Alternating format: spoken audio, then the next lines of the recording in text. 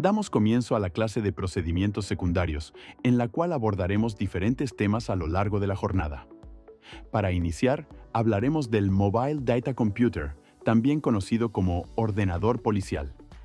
Este dispositivo, instalado en los vehículos gubernamentales, funciona como una herramienta fundamental para la logística operativa. Permite el acceso directo a la base de datos oficial y se encuentra interconectado con distintos dispositivos periféricos, además de contar con soporte mediante radios punto a punto diseñadas específicamente para el uso policial. Con el MDC podremos crear fichas, así como consultar o buscar fichas de cualquier persona que esté correctamente identificada y registrada en la base de datos policial. Además, los sargentos y tenientes tendrán la posibilidad de administrar o editar ciertos apartados. También será posible agregar arrestos, visualizar arrestos anteriores, observar las búsquedas y capturas activas, así como crear y revisar los bolos. El sistema cuenta con 7 apartados principales, los cuales iremos analizando paso a paso. En primer lugar, encontramos el apartado de creación de fichas. Este permite registrar información de sospechosos o de cualquier individuo cuyos datos deban quedar asentados en la base del MDC policial, a la cual tienen acceso todas las entidades gubernamentales. Esta base constituye el registro central de ciudadanos identificados. El registro de fichas cumple un rol fundamental, ya que los datos cargados pueden ser utilizados posteriormente por detectives o unidades de investigación para realizar identificaciones faciales a partir de cámaras corporales o grabaciones donde se observen sospechosos cometiendo delitos. Al ingresar al apartado de creación de ficha, deberemos completar los campos correspondientes con los datos del detenido o la persona a identificar, asegurándonos siempre de que la información sea precisa y verificable. A continuación, se presenta un ejemplo ilustrativo de cómo debe completarse una ficha.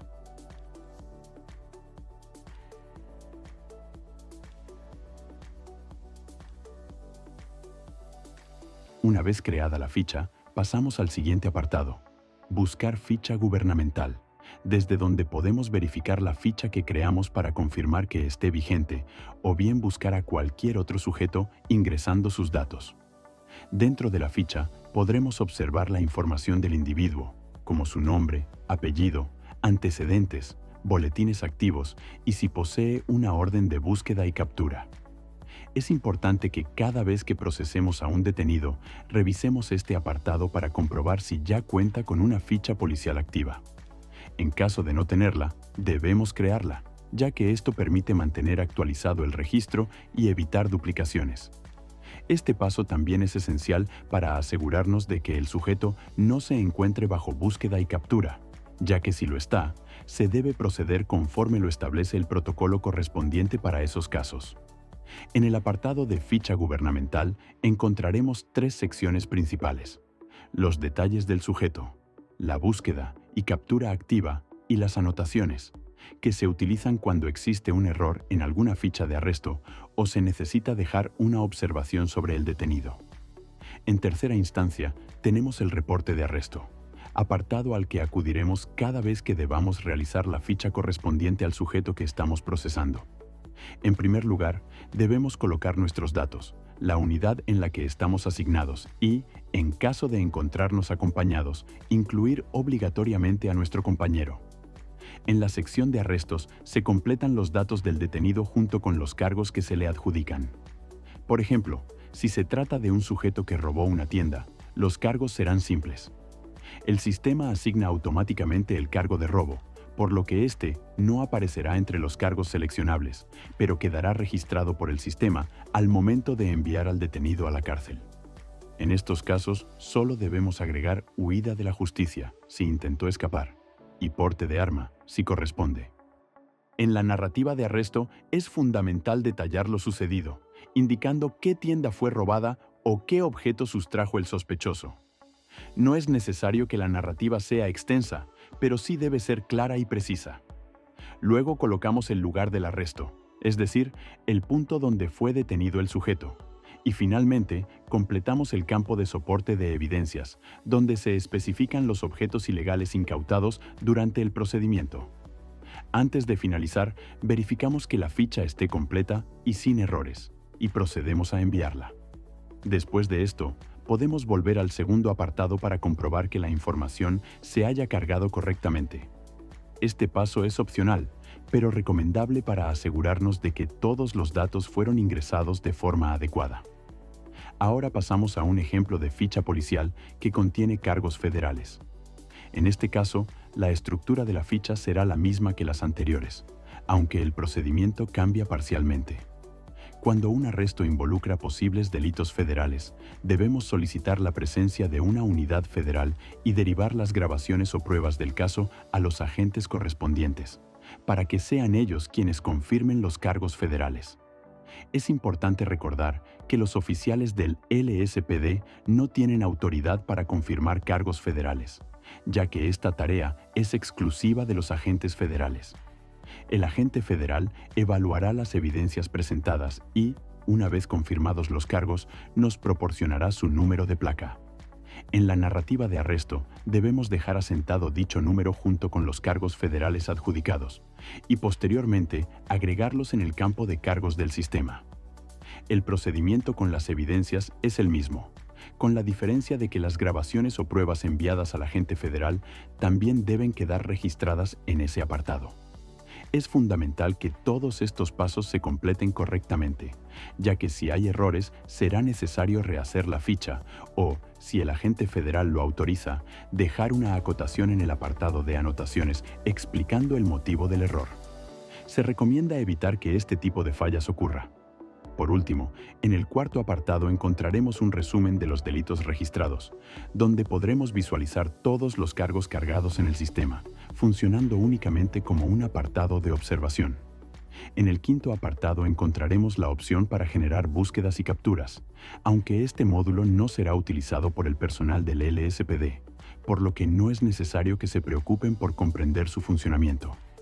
A continuación, tendremos la lista de bolos, donde podremos visualizar todos los boletines generados tanto por nuestra fuerza como por otras entidades gubernamentales. Al ingresar, veremos los vehículos reportados, así como las descripciones de los individuos buscados, ya sean personas o vehículos. Finalmente, en el apartado de creación de bolos es donde podremos generar nuestros propios boletines de búsqueda. Es fundamental incluir una descripción completa de los hechos, los detalles del vehículo y cualquier información relevante. La unidad iniciante será la responsable de generarlo, asegurándose de que los datos sean claros y precisos. Una vez creado el bolo en el MDC, deberá solicitar el aire y enviar un mensaje informativo a todas las unidades del LSPD para que permanezcan alertas. Con esto, finalizamos el uso de la tablet gubernamental. En toda asignación a la que acudamos, independientemente del nivel de peligrosidad, es fundamental trabajar de manera paciente, ordenada y coordinada.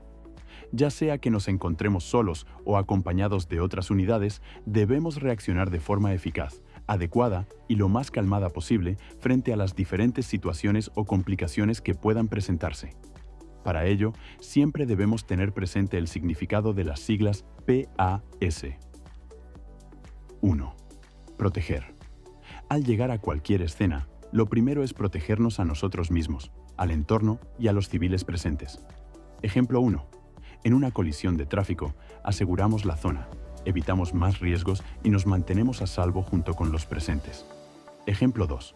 Ante un tiroteo, la prioridad es cubrirnos adecuadamente para poder actuar de forma segura en los siguientes pasos. 2. Avisar. Una vez protegida la zona, o mientras lo hacemos, debemos avisar a las unidades correspondientes y a los servicios de emergencia, médicos, bomberos, refuerzos policiales, etc. Esto nos permitirá contar con apoyo especializado y actuar con mayor seguridad. Tercero, socorrer. El último paso consiste en intervenir en la situación. Ejemplo 1.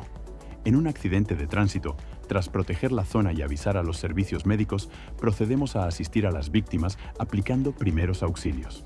Ejemplo 2. En un enfrentamiento con disparos, una vez asegurados los sospechosos, atendemos a las víctimas hasta que llegue el apoyo médico. Con esta explicación, no solo buscamos repetir la idea clásica de proteger, avisar y socorrer, sino llevarla a un terreno mucho más realista, donde la prioridad es proteger la vida, mantenernos dentro de la legalidad y actuar con profesionalismo. Imaginemos algunos escenarios. Un oficial llega a una colisión de tránsito con varios heridos. Lo primero que hace es proteger el lugar, estacionando la patrulla de forma que sirva como escudo y encendiendo las balizas para advertir a otros conductores. Mientras asegura la zona, avisa por radio a los servicios médicos y a las demás unidades para recibir apoyo. Una vez hecho esto, socorre a los heridos aplicando primeros auxilios básicos, siempre priorizando que no se generen más riesgos en el área. En otro caso, un oficial arriba a una zona donde se escuchan disparos. La reacción inmediata no es correr hacia el ruido, sino protegerse. Se cubre detrás de un vehículo, observa la situación y evalúa el número de sospechosos, el nivel de riesgo y las rutas de escape. Al mismo tiempo, avisa a Central, reportando que está bajo fuego activo y solicitando refuerzos. Solo después, y si no hay otra opción, responde de manera proporcional para preservar su vida y la de los civiles cercanos. También podemos pensar en una detención de vehículo de alto riesgo. Aquí el oficial no improvisa. Sigue el protocolo de Felony Stop. Se baja del patrullero con arma desenfundada. Se protege detrás de la puerta. Mantiene comunicación táctica con sus compañeros y va dando órdenes claras a los ocupantes del vehículo. Uno a uno, los sospechosos salen con las manos en alto, retroceden de espaldas y se tienden en el suelo hasta ser asegurados. La protección y la coordinación son las que marcan la diferencia en este tipo de intervenciones. Incluso en situaciones extremas, como una emboscada, el procedimiento sigue los mismos principios. El oficial no se queda expuesto en campo abierto. Se desplaza rápidamente hacia la cobertura más cercana, mantiene comunicación por radio y pide apoyo con clave 0. El objetivo es ganar tiempo, reorganizarse y reducir el riesgo, no lanzarse impulsivamente hacia el peligro. En todos estos ejemplos, la idea central se mantiene. Primero protegernos y proteger a otros, luego avisar para coordinar refuerzos y finalmente socorrer o actuar según lo que dicte la situación. Lo importante es entender que el protocolo no es un obstáculo, sino una herramienta que permite salvar vidas, mantenernos dentro de la ley y evitar sanciones internas cuando se revisa nuestro proceder. Ahora hablaremos sobre cómo actuar ante un aviso de robo a un negocio, siguiendo los procedimientos indicados. Supongamos que recibimos un aviso de Central, indicando que hay un robo en curso. Lo primero que hacemos es desplazarnos al lugar en código 3, es decir, con luces y sirenas encendidas, marcándole a los civiles que nos dirigimos a una emergencia. Al acercarnos al lugar, la unidad se encargará de establecer comunicación con Central y sintonizar una frecuencia táctica. Esto permite coordinar a todas las unidades en el lugar de manera más eficiente y segura. En el lugar, habiendo notificado a Central la solicitud de apoyo, hacemos uso del megáfono, indicando que somos el Departamento de Policía de Los Santos y ordenamos al sospechoso salir con las manos en alto y entregarse. Ahora, hablemos de las posibles situaciones que se pueden presentar en un robo a establecimiento. Uno de los escenarios más comunes es la huida del sospechoso. Puede escapar a pie o en vehículo, y en ese caso, la primera unidad en llegar es la responsable de iniciar la persecución, manteniendo comunicación constante con las demás unidades y con Central, informando lo que ocurre, en lo que se incorporan todas las unidades y se mantiene la respectiva persecución.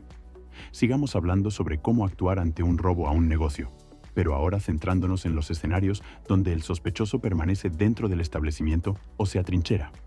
Primero, si el sospechoso no muestra intención de huir y se queda adentro, lo que debemos hacer es dar 3 avisos claros, separados por 5 segundos cada uno, usando la megafonía, ordenándole salir del local. Esto es muy importante. Se trata de darle la oportunidad de rendirse sin generar un riesgo innecesario. Si tras esos 3 avisos se mantiene en el interior, daremos un 4º aviso, informándole que, en caso de intentar subir a un vehículo, se disparará a las ruedas. A partir de este momento, el sospechoso se considera atrincherado, y es momento de activar la clave David y llamar a la División Metropolitana, siguiendo lo que indica el manual Leo. Si en la situación detectamos que hay una motocicleta involucrada, debemos solicitar unidades MARI a través del táctico y nunca intentar detenerla chocando nuestra patrulla contra ella. Esto es para minimizar riesgos innecesarios tanto para nosotros como para terceros. En caso de que el sospechoso intente huir a pie, debemos actuar según el manual de procedimientos. Primero, dar 3 avisos claros para que tire su arma o se rinda. Si no representa un peligro inmediato, se puede utilizar nuestro armamento menos letal, buscando reducir riesgos y evitar heridos graves. Si el sospechoso nos apunta directamente, lo correcto es buscar cobertura detrás de la unidad, informar al táctico de la situación de riesgo y esperar refuerzos. Mientras tanto, se le da un aviso verbal para que baje el arma o la tire. Tras el tercer aviso y con refuerzos en el lugar, se permite responder con fuego si el peligro persiste. Mientras tanto, las unidades que permanecen dentro o alrededor del establecimiento deben asegurar la zona, revisar cámaras o hablar con testigos. Cuando hablamos de un atrincheramiento, las unidades se encargan de mantener un perímetro seguro, revisando todas las posibles salidas del sospechoso, siempre cubriéndose detrás de unidades o estructuras, evitando exponerse directamente al fuego. El oficial de mayor rango presente puede intentar un diálogo breve con el sospechoso para persuadirlo de rendirse, sin entrar en negociaciones completas. Si el sospechoso sigue dentro y no se rinde, la situación se considera oficialmente atrincheramiento y se activa la clave David, contactando a la División Metropolitana. El objetivo principal es ganar tiempo, mantener la seguridad de todos y esperar la llegada del negociador especializado. Si durante el atrincheramiento el sospechoso intenta escapar, se debe intentar reducirlo aplicando el nivel de fuerza correspondiente según la amenaza, siempre buscando preservar la vida y minimizar riesgos. La coordinación, la paciencia y el cumplimiento de los protocolos son esenciales para manejar correctamente estas situaciones complejas. Ahora vamos a hablar de lo que ocurre una vez que tenemos un sospechoso atrincherado, especialmente cuando hay rehenes involucrados y ya se activó la División Metropolitana. En este tipo de casos, los oficiales patrol no deben reaccionar de forma agresiva ni intentar ingresar al lugar. Su objetivo principal es asegurar la zona completamente y mantenerse cubiertos siguiendo las indicaciones del supervisor presente en el táctico o del líder de asignación. Es importante entender que, mientras esperamos a los operadores y al negociador de la metropolitana, nuestro papel es mantener la seguridad, controlar el perímetro y coordinar a las unidades de tráfico. Cuando los miembros metropolitanos llegan, ellos asumen el liderazgo táctico de la situación y nuestro rol como patrol pasa a ser de apoyo. Seguimos sus órdenes, proporcionamos información relevante sobre la escena y ayudamos a mantener la seguridad de todos los oficiales y civiles presentes. Todo lo que el líder táctico indique debe ser acatado de inmediato. Por ejemplo, debemos informar sobre si hay rehenes, el estado en que se encuentran, la actitud de los sospechosos, el tipo de armamento que poseen y cualquier otra información importante. Si el sospechoso tiene rehenes, se designan oficiales específicos para recibirlos una vez el negociador los libera. En ese momento, los oficiales revisan e identifican a los rehenes, verificando si hay indicios de complicidad con el atrincherado y asegurándose de retirar cualquier objeto ilegal que puedan portar. Si hay sospechas de colaboración con el delincuente, se deriva el caso a un detective, quien realizará las investigaciones correspondientes. El equipo de tráfico tiene un rol clave: solicitar asistencia médica si algún rehén o sospechoso necesita atención y distribuir a los detenidos en las patrullas correspondientes al finalizar la intervención. Finalmente, si durante la operación se inicia una persecución posterior, esta puede continuar dentro del mismo táctico siempre que la situación en la escena sea estable. Sin embargo, lo más recomendable es derivar la persecución a otro táctico, permitiendo que los oficiales que permanecen en el lugar mantengan control y seguridad sobre la escena. La clave aquí es la coordinación. Cada unidad tiene un rol específico. Todos los oficiales siguen instrucciones y se asegura que la situación se maneje de manera segura, profesional y sin víctimas. No se trata de improvisar, sino de actuar de acuerdo a los protocolos establecidos y mantener siempre la seguridad como prioridad. El hot pursuit, o persecución en caliente, también llamado allanamiento en flagrancia. Esto es una facultad legal que permite ingresar a una propiedad sin una orden judicial, pero solo bajo circunstancias muy específicas. Se puede aplicar cuando un delito está ocurriendo o acaba de ocurrir, y existe riesgo de que la evidencia se pierda o que el sospechoso escape si no se actúa de inmediato. Es fundamental que comprendan que esto no es una licencia para ingresar a cualquier lugar sin control. Debemos proteger nuestra integridad física, cumplir la ley y seguir un procedimiento estricto. Lo primero que hacemos es identificar y registrar la situación. Al presenciar un delito dentro de una propiedad, o que se haya derivado hacia una, debemos contar con grabaciones claras que vinculen el inmueble con el delito. Esto garantiza que nuestra actuación sea legal y que podamos justificar ante supervisores o fiscales. Luego viene la actuación inmediata. Una vez identificado el delito, el ingreso debe realizarse sin demora, idealmente dentro de los 60 segundos posteriores a la acción del sospechoso, para evitar que se destruya evidencia o que el imputado escape. Aquí es donde se aplica la coordinación táctica. Por cada sospechoso que se ingrese, se necesitan 4 oficiales, 3 que entran y 1 que queda cubriendo la entrada o salida. Si se superan los 2 sospechosos dentro de la vivienda, pasa a ser un allanamiento y se debe activar la clave David y solicitar a un fiscal de inmediato. Se puede plantear desplegar el arma larga, en caso único de ingreso, pero no asegura usarla, ya que debemos usar la fuerza proporcional. En cuanto al orden de ingreso, primero entran los miembros tácticos, seguidos por divisiones especializadas y finalmente el personal de patrón, respetando la jerarquía departamental. Si por alguna razón no logramos ingresar dentro del tiempo estipulado, se debe proceder con un allanamiento ordinario, siguiendo los procedimientos legales correspondientes. Por último, es indispensable identificarse como oficiales del departamento antes y durante el ingreso, en voz alta, y advertir al sospechoso que la propiedad está sujeta a un allanamiento inmediato. Esto asegura que la operación sea legal y que la evidencia quede preservada. Ahora vamos a hablar sobre lo que ocurre después de detener a un sospechoso y cómo debemos actuar con la evidencia. Una vez que el delincuente está asegurado, debemos proporcionarle sus derechos legales de manera clara, como lo indica la normativa. Es fundamental entender que la propiedad debe permanecer segura y que cualquier intervención posterior debe ser coordinada con las autoridades correspondientes. En este punto se llama a Los Santos Attorney General, es decir, la Fiscalía, para que sus miembros se hagan presentes y tomen nota de todo lo sucedido. En casos donde haya delitos federales, como grandes fraudes o crímenes que excedan la jurisdicción local, se debe contactar al FIB. Durante este proceso, no podemos interactuar con la evidencia. Esa es potestad de la Fiscalía, para garantizar que todo se maneje correctamente y que nada se contamine o pierda valor legal.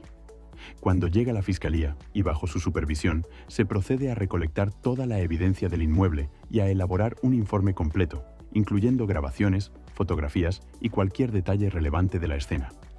Este informe se entrega directamente a la Fiscalía. Si por alguna razón la Fiscalía no puede responder de inmediato, debemos documentar con fotos y videos el interior de la propiedad, registrando la evidencia ilícita visible.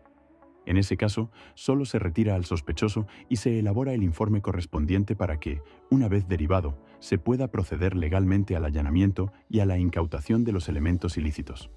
Es importante aclarar que, si ingresamos a una propiedad con la finalidad de continuar una persecución, no será necesario avisar a la Fiscalía, y si no hay evidencia ilícita a simple vista, los pasos de recolección de evidencia no se aplican. En ese caso, se procede con el arresto del sospechoso, informándole sus derechos, conocidos como derechos Miranda, y completando la documentación del arresto de manera profesional y legal. El uso correcto de la fuerza. Es muy importante que comprendan que, a pesar de que a veces podemos sentir emociones intensas en la escena, nuestro objetivo nunca es atentar contra la vida de las personas ni excedernos en la aplicación de la fuerza. Lo que buscamos es analizar el entorno y utilizar las herramientas adecuadas según el nivel de riesgo de la situación. El uso de la fuerza está determinado por niveles. El primer nivel es el riesgo latente, una situación en la que existe la posibilidad de que un sujeto manifieste una conducta infractora o conflictiva. La intervención policial busca disuadir y prevenir la escalada mediante presencia, comunicación y medidas preventivas para reducir los riesgos. Segundo nivel, cooperador, un ciudadano que respeta y acata las indicaciones de los efectivos, colaborando para garantizar el orden. La palabra y la comunicación profesional son las herramientas principales para resolver la situación sin uso de la fuerza. Tercer nivel, resistencia pasiva, conductas que obstaculizan el accionar policial, inmovilidad, negarse a colaborar, bloqueo físico sin violencia directa. Se emplearán técnicas físicas de control no agresivas y comunicación para restablecer el orden. Insultos o provocaciones verbales no justifican la escalada de fuerza. Cuarto nivel, resistencia física, oposición activa a ser reducido o controlado. movimiento para impedir sujeción, forcejeo. Se utilizarán técnicas de control físico y se solicitará apoyo de compañeros según proceda, manteniendo proporcionalidad y control. Quinto nivel, agresión no letal. Ataques físicos hacia el personal o el entorno que pueden causar lesiones, pero no representan una amenaza mortal inmediata. Puñetazos, uso de objetos como proyectiles leves. La respuesta priorizará medios de fuerza no letal autorizados, taser, bastón, técnicas de sujeción y coordinación entre efectivos para neutralizar la amenaza. Sexto nivel, agresión letal. Conducta que implica una amenaza real e inminente de muerte o lesiones graves para los agentes o terceros, uso de arma, de fuego u objetos peligrosos con intención de causar daño serio. La respuesta podrá incluir el uso de fuerza letal, siempre que sea proporcional, necesario y conforme a la normativa y a la cadena de mando. Principios transversales: proporcionalidad, legalidad, necesidad, mínimo uso de fuerza posible, registro y reporte posterior del incidente. Priorizar desescalamiento y seguridad de terceros. Toda actuación policial debe ser preparada y no impulsiva. Esto significa que no actuamos de manera espontánea. Siempre evaluamos la situación, pensamos en las posibles consecuencias y aplicamos la respuesta que sea más segura y efectiva. El uso de la fuerza debe ser justificado y razonable, siempre con un fin legítimo. El taser es un dispositivo eléctrico que genera una descarga de muy corta duración cuyo objetivo es incapacitar temporalmente a una persona. Lo que hace es interferir con los impulsos nerviosos que controlan los músculos, por lo que el individuo pierde la capacidad de coordinar movimientos durante unos segundos. Es importante entender que la descarga actúa sobre los nervios y la musculatura, no sobre el corazón, ya que para afectar directamente al corazón se necesitaría mucho más tiempo de exposición del que produce un taser. También es seguro de utilizar en superficies o entornos húmedos, incluso si la ropa de la persona está mojada o está lloviendo. La tecnología del taser está diseñada para que el agua no convierta la descarga en una electrocución, y el oficial tampoco corre riesgo al dispararlo, ya que el sistema es cerrado. Ahora bien, si la persona está completamente sumergida en agua, el taser pierde efectividad, porque los dardos no podrán seguir su trayectoria correctamente ni clavarse en la piel, por lo que no tendría sentido aplicarlo. En cuanto a su uso, hay que tener criterio. Puede emplearse en personas con ropa mojada, bajo la lluvia e incluso en individuos que lleven marcapasos. Sin embargo, si se identifica luego que la persona tenía un marcapasos, debe recibir atención médica, porque la descarga podría alterar el ritmo del dispositivo y provocar taquicardia o interferencias temporales. Aunque no presenten síntomas, lo correcto es que un médico revise el funcionamiento del marcapasos. Hay situaciones en las que el taser no debe utilizarse. Por ejemplo, cuando la caída del individuo tras la descarga pueda generar lesiones graves o poner en riesgo su vida, como cuando está corriendo hacia el borde de un puente o una altura. En casos así, solo sería seguro utilizarlo si hay distancia suficiente para que, al caer, no se lesione de gravedad. Tampoco debe usarse contra personas que aún tienen un arma de fuego en mano, como alguien que sale armado tras un robo, porque no neutraliza la capacidad de accionar el arma de inmediato y se corre el riesgo de que dispare. El taser no se utiliza contra personas que estén conduciendo un vehículo o una moto en movimiento, ni cuando el oficial está dentro de un vehículo o moto en movimiento, porque el resultado sería un riesgo mucho mayor para todos los involucrados. Sobre los efectos en el cuerpo, la descarga provoca contracciones musculares involuntarias y una incapacidad temporal de movimiento, que puede venir acompañada de dolor intenso. La intensidad del taser es baja, entre 2 y 5 miliamperios, por lo que, en teoría, no es letal en exposiciones cortas. Aún así, siempre hay que tener presente que en personas con problemas cardíacos, arritmias o condiciones médicas particulares puede producir alteraciones más serias. Si bien la descarga no suele generar daños permanentes, hay zonas del cuerpo donde nunca debe aplicarse directamente, como los ojos, el cuello, los oídos, la boca y los genitales, porque son áreas extremadamente sensibles y podrían sufrir lesiones graves.